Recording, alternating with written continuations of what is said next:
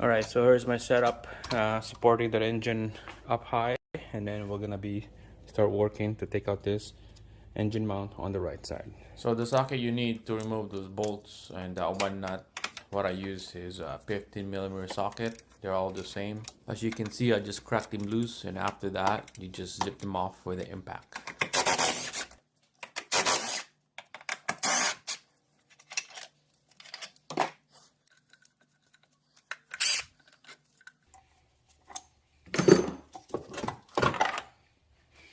And then there's 3 or 4 bolts down here that hold this mount to the block. You need to take those off, and those are 15mm as well. We're just gonna crack them loose, and then we'll maybe use the impact.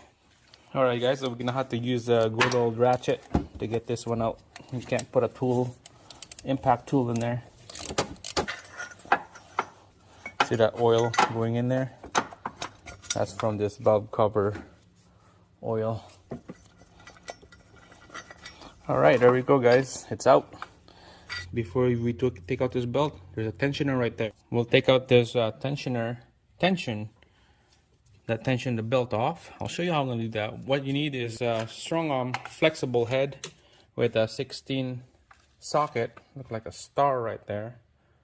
And you're gonna put it in here, and I'll show you how is that done. You turn this thing to the right, this strong arm, and make sure to have a screwdriver ready to put this in a hole. So pull the strong arm to the right. All right, my screwdriver is too big. All right, I got a pin here, and here we go. Just like that. Okay, let it rest on the housing, and then you let it go. Get you guys really close up there. There's the pin you need, has to rest on the housing there. And now it's time to take this belt off. At this part, you really don't need to take out those bolts and the water pump pulley off. I'm doing a timing chain replacement on this.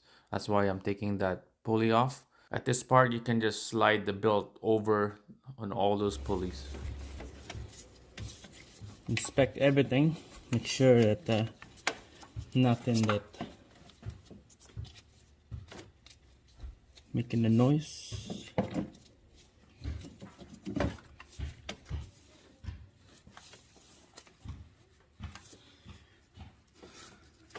All right, so after inspection all this pulley, it looks like everything sounds okay, no noise. So at this part, this is a time to install a new serpentine belt, or if you want, you can replace that tensioner as well.